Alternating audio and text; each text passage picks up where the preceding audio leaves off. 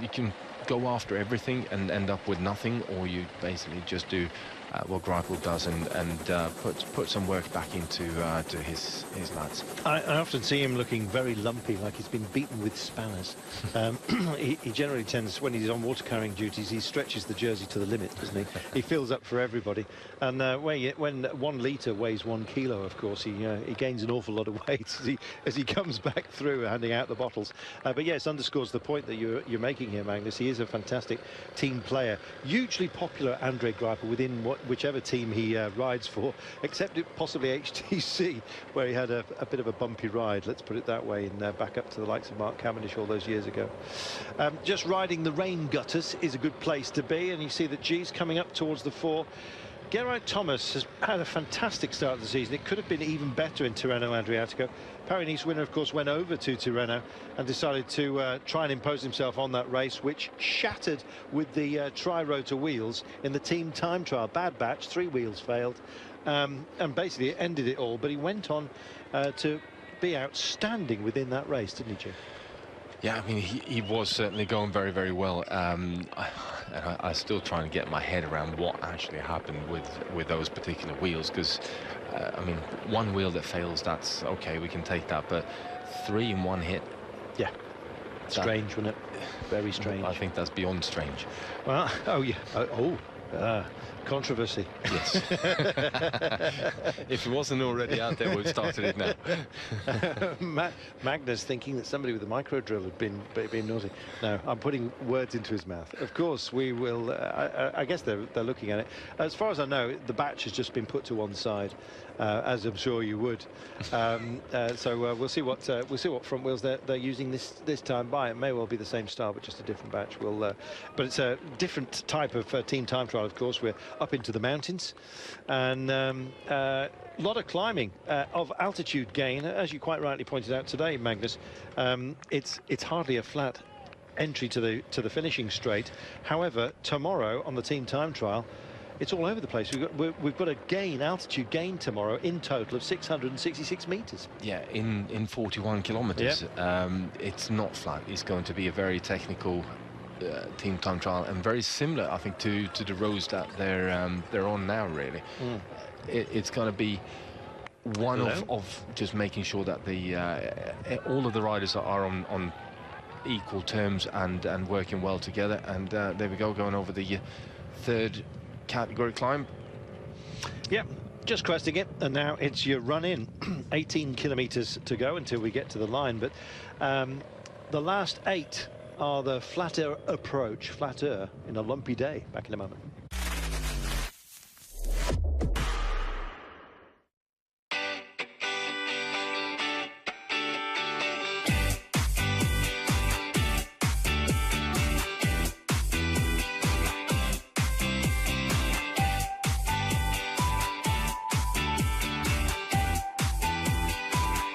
Duties at the moment, as you can see.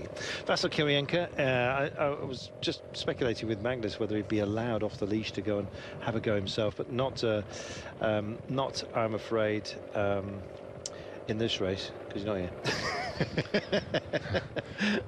Yes, he is. There he is on the front. But no, with the team time trial coming up tomorrow, I think he's got to preserve himself. Right now, he is in preservation mode. They're looking after their teams on what can be a tricky-ish descent. You don't want anything untoward to happen. So they're being guided down at the moment. Single file all the way. Nothing too serious. So we're going to be teed up for a sprint finish here today. Maggie, who's your pick? Well, I think I'm going to go... I'm actually going to go with Cristian Sbaragli, just because I want to be a bit controversial. There's nothing controversial about that. No, well, slightly, because you've been bigging up both Bouhanni and Greipel, and I figure I'll slide in there with the underdog. All right, well, is that going to be your side bet? Would you like to go for either Bouhanni or Greipel, or are you going to stick with Braggers? I'm sticking with Sbaragli. Well, you get his bragging rights if he comes on. 14 Ks to go. I'm going to have to pick Greipel, but if I wanted to do a cheeky side bet, I'd go for Gasparotto for Bahrain Merida today. Let's see. Actually, this race here is where Enrico Gasparotto won his first professional race. And he had a very quiet Paris-Nice, and I think he was saving himself for my bet today. There we are, we'll see. 14 kilometres to go. Sorry, I'm a bit chesty today. Yeah, too much screaming during the Milan-San Remo over the weekend. But there you go. What a fantastic finale that was, which, of course, you were able to see here on Eurosport. So they are just threading a golden thread at the moment, and everyone seems to be just saving their legs until the end, which is going to play into the hands of the out sprinters. I do think it'll be Greipel, but Maggie has gone for Zbaragli. Why am I not picking the likes of Nasser Bouhanni? I don't trust him. That's it. I just don't trust him. Shake his hand, count your fingers. Yeah, he's not been on the best of form at the moment, and frankly, whenever he's expected to perform, he goes and blows it. Remember last year where he got involved in a fight in a hotel with some bloke who was being a bit noisy next door, gets an infection in his finger all over. Yeah, I mean, would you trust him? No, not really, no. Unless he's wearing boxing gloves. Then he can say what he likes. Yeah, who'd argue with him? We'll see later on today whether he manages to come to the fore. You'll go and win it now, you know that. Here we are. Pierre Rolland yeah. just getting off the back of the bunch. Yeah, I saw as well a little bit earlier on that Antonio Nibali, keeping it in the family, of course, without Vincenzo here for Bahrain, also spat out the back. They did a good job, though, in the breakaway, and in fact, one of their number, I believe it's Alfonso, will have the King of the Mountains jersey at the end of today. Well, from my calculations, Alfonso will definitely have the King of the Mountain.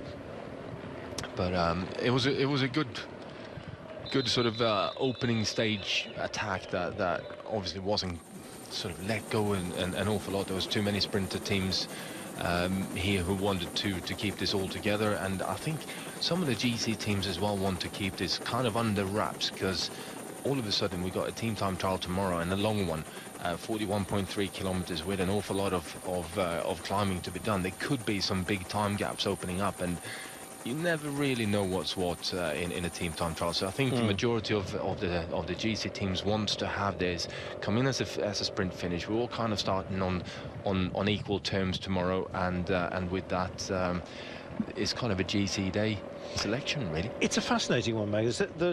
Although we talk about those teams that aren't the best time trialing units, as we just dwell on this approach, everyone's sort of teeing up for a sprint here, so it's a bit quiet. But let's just dwell on it then. It's hard really to impose your opinions of a team time trial team when you look at the profile tomorrow, because it's not a classical team time trialing day by any means, is it? No, it's not. It's more a question of who has got a very well drilled unit, where everyone understands each other's strengths and weaknesses and ride to them as well. That's it's going to be more of a question of managing the team and making sure that you put down the right amount of power in at the right places. If you take Team Sky, for instance, you know, if Froome and Geraint Thomas put down all of their power on a climb together with Mikel Landa, then they could drop half of the team before they even get over the first bump, and that's obviously not a great idea. No.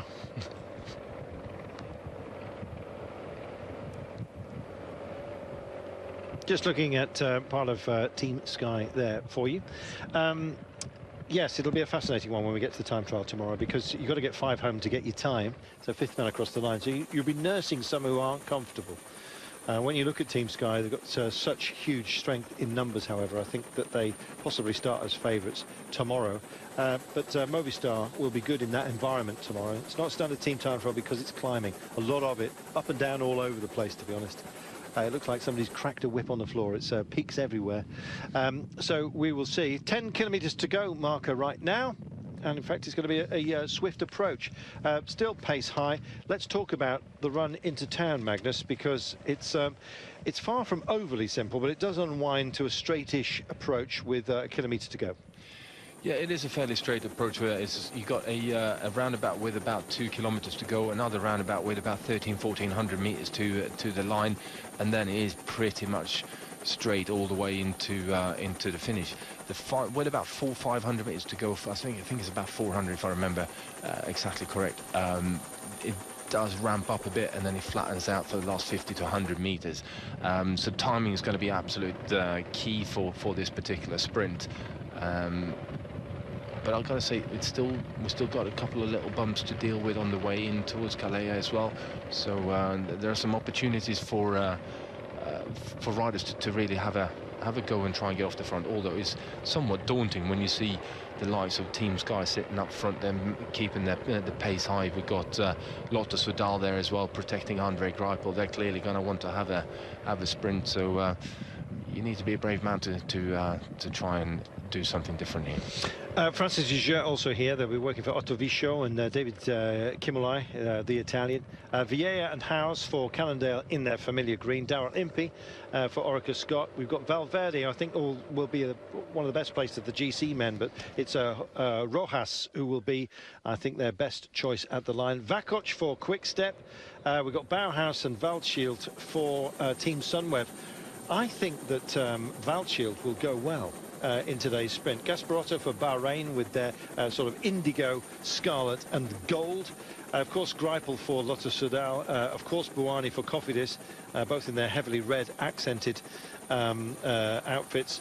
Grosshartner and Petersky, both reasonably quick, especially if it gets nasty for Cisprandi Polkovici. Prades for Caja Rural will have survived the climbs reasonably well. Molano for Manzana, he'll be in the pink. Although not the leader's jersey, it's just his team colour.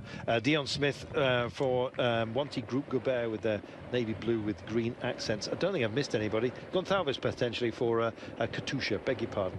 So other than that, Magnus, I think we just about wrapped it up. But the way it's functioning at the moment, I think this may well be a Greipel day to lose. He's the pace that Sky are putting in are helping him at the moment because his team aren't having to do much of the driving.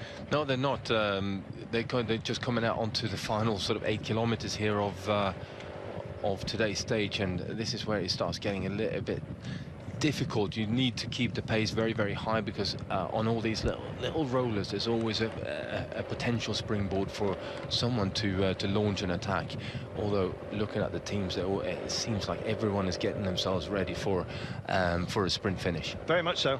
You'll see as well alongside the red and white of Lotte Soudal, Greipel of course is in the mostly white German champions jersey, and you see though just coming up alongside his particular train also the red and white, rather unhelpfully, of Cofidis, but they've got that sort of gold sun splat upon their front and back. And you've also seen that Jeffrey Soup is here, bringing his luxury beard, a beard so dense you could probably walk barefoot through it. He's actually coming to the fore, guiding in Nasser Bouhanni. He'll be the last man standing for them. They've got some good approaches as well, like Julian Simon and others. And so it is going to be that magnificent finish. First of a series of roundabouts as we hit the ring road of Calleja. 7 Ks to go. Pace coming up. Yeah, well, pace has certainly been picked up all the time over the last couple of kilometers here now, and as we're getting into the final 5K, that's definitely going to be, there's going to be more and more teams moving up, and that's going to sort of force the pace up as well. So in 3 kilometers time, there'll be 3 to go. In 2.3, but it says 2.3 from the line. We will cut away from the we'll cut away from the coast. Yeah. I was tripping myself up. We're basically coastal. The water is towards their right shoulder as we speak, and you can see the sort of sandy approaches to the beach side. We're not getting the best view of it, but right now, Francis Jugeux coming up. This is Vichot and Cimolai, who are going to potentially have some fun. I think it looks like it's going to be Vichot's their chosen son. Can't be absolutely certain of that, but you never know. Dimension Data as well. They have Nathan House and Christian Baragli. They're normally on duties for Mark Cavendish, of course, who's not here. Didn't have too good a run in the Milan-San Remo. It's not been well, Mark, but he'll get back to his best. You can be sure of that. So many were writing him off last year, and then he goes and wins an absolute hatful of stages in the Tour de France. Expect similar this year. Big squeeze coming up at 6 to go. It'll click to 5 in a few moments' time. They take quarter of that particular roundabout and then get straight into another one. Building processes being what they are, this will be a rough surface at the moment. Back onto asphalt, and been well managed so far. Big squeeze that was over that bridge, and you can see single file as they go under the highway. Yeah, they do go under the highway, turn up onto the main road here, and it's about a kilometre or so until we got that first of the little kicks on the run in towards the finish, and this is why I think that the Team Sky are now putting the pace on quite significantly, and all of the riders from the team are up near the front. Well, I want to get to 3 to go, and that clicker doesn't look like it's moved terribly much, and in fact it hasn't. There's the 5k to go. Let's see if the it does. I think somebody's clearly got their thumb working on that one. Oh, first moves. As you does that. There it is, AG2R, they make a move. Said somebody was determined to go long. It's Cyril Gauthier, the GOAT, and why not? We expect to see him function well at the mountains, but this is a good softening up exercise for him, and he's out of the saddle, not looking back, and he wants to at least roll the dice, I think. Nobody responding at the moment, and this is a good move by Cyril Gauthier. He's forcing the sprinters teams to respond at the moment, and they don't want to offer up any assistance, frankly, to their rivals on this day. No, they certainly don't. It was a well-timed attack from Gauthier, but this drag goes on for some time as well. So I think the sprinters teams are just looking after, like, riding to the strengths of the sprinter, making sure that they're not going too hard and putting the sprinter in difficulty, and then try and work on. We've still got about 2.5 kilometers or so of downhill and falls flat, and that's where they will look at trying to bring Gauthier back. Gauthier is going for it though, and he's just out of sight at the moment, just as the road bends his way, and in fact he'll hide round this wall of what was the old citadel right now. This is a spirited push by Gauthier. Seen him do it before, expected it to be on more of an incline, but then again the terrain kind of played into his hands, and it's just what you were saying, Magnus. It does waver up and down, and he's not wavering in his intentions at the moment, which are clear for everybody. Well, it certainly are clear for everyone to see. He's put a very good move in, and put the sprinters teams under quite a bit of pressure. I'm surprised that the Team Sky didn't respond to that and sort of keep the pace going up over the top. They could have got sort of strung out the bunch a bit more and put themselves in a safer position, but here we go, bunches massing up, and we've still got another one of these little draggy kind of these very, very tricky climbs to deal with.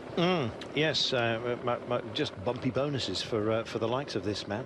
At the moment, though, he's going to get wound in, and as soon as they hit the 3 to go marker, then no fear about accidents for the GC men, but still a climb. He's out of the saddle, back into it as well, like a jack in the box, and looking who else is getting into the frame, and Sbaragli is starting to pick himself up for this one. Coast side at the moment then, and it will be in about 400 meters time that they'll turn. They'll take a left-hander, and indeed a big drive coming in at the moment, and good work being put in by Dimension Data. This is for Nathan Haas and Christian Sbaragli. Max's choice today. The road just cut into the side of the mountain. It's a spectacular coast, actually. You're not seeing the best of it just for the time being, but we're dwelling on the riders. I'm sure they'll give us some beauty shots at the end, of which there will be plenty. They'll make this cut then away from the coast, and then it will be gradually and slowly but surely into town, although slowly but surely is not going to be the expression later on, I can tell you. Time to try and dig it out. Great to see that some softening up going, and Team Sky have rolled the dice again. Yeah, they certainly are going for it. I can't quite make out who that is. I've got a feeling it's Peter Kennick, to be honest, that's going for this. We'll have a look in a few moments' time. 2 kilometers to go. Couldn't quite see it with the flaring out, with the camera looking back and into the sunshine. I think it's Peter Kennick that's decided that he's going to have a roll of the dice as well. Checks over his shoulders, looks to see who's on the pursuit at the moment, and this is a very good push. Flamme Rouge coming up in a few moments' time. Couple of roundabouts to be taken, and in fact at 1.9 and indeed at 1.3. 1,300 meters to go. There you can see as well, as you look further back, that Bouhanni's men are looming large. Likewise, also the Lotto boys for Andre Greipel. Good to see that there's been this level of bravery, and Peter just doing a fantastic job at the moment of testing everybody. Another Manxman, of course, that's great to that cameraman, that taking his own photos and almost interfering with the race. Still he charges on at the moment, but the sprints teams are starting to gather big time just behind him. And let's have a look. Andre Greipel is there. Nasser Bouhanni coupled behind. In fact, Bouhanni is divorced by 3. There's your du Flamme Rouge right now, so they've dealt with the roundabouts. This starts to flatten out just a little bit, and looming large, the big sprinters on the day. And Greipel is sitting in about 4th place there with Bouhanni, a couple of wheels further back as well. So this is now as Peter cannot get caught by Vichot. Vichot, French champion, just comes through, working for Cimolai. He's leading him in. Cimolai is there on his wheel. Kick up here. There's Jeffrey Soup with his beard in the centre. You can't see Bouhanni, but he's just behind him. Bouhanni then on the shoulder of Andre Greipel in the white jersey, the German champion, and others starting to mix it here. Rojas is also involved, and now Soup decides to go for it. Soup picks it up now. Greipel just hurried a little bit, still got a good clear view of the line, but more is required. And Prades joining the front from Wanty, trying to get in on this line. There goes Bouhanni. Can't quite stick it with Cimolai coming around the outside. Oh, I think Bouhanni's going to get beaten here. Oh, maybe he just got it on the throw at the line. Goodness me, an all-French affair to the finale today. Andre Greipel just boxed in ever so slightly. Didn't quite have it by the end of today. It's been so busy, however. What a harried sprint finish that turned out to be. We wait for the official results. What about that? Well, certainly a usual Calais sprint finish, where that sort of kick up with about 300 meters, 400 meters to go, just causes everyone to stall a bit. But Bouhanni taking on the sprint, led out as always by Jeffrey Soup, and getting challenged as well for it. Sparagli, I think it is Sparagli anyway, coming in there just behind Greipel, like I said, boxed in quite a long way back already when the sprint was opened up. Great work. Oh, Bouhanni gets beaten. There we are, and I believe it's David Cimolai, the 27-year-old, who's got the sprint bragging rights today. There's Andre Greipel boxed in, no way back for him at that point, I'm afraid, just being forced out towards the barriers. And it was this drag that Magnus was talking about at the pickup towards the end. Edward Prades, I think it is, from Wanty, also getting a top 5 finish today. Get confirmation of that for you. Gosh, average speeds today, not too bad, 39 kilometers an hour on a rough day that includes 2 Category 1 climbs. Of course, everyone's mind is going towards the that ultimate climb up to La Porte on stage 5. But good work by Francis de Jeux, who have turned themselves into a good team time trialing unit as well. And so they've kind of opened their account in a big way, and he's got it. Finally he finds out. David Cimolai gets the bit, just has his number 3 vertebra compressed ever so slightly. Cimolai takes it ahead of Bouhanni. Christian Sparagli in the frame. Magnus's choice. He buys the biscuit, or I buy the biscuits tonight. Terrific effort, and all credit to Cimolai, who's beaten Bouhanni apart from anything else in sprint bragging rights back home. That's a good result. It's a very big scalp to pick, that one, and yeah, fantastic timing, I think, from Cimolai.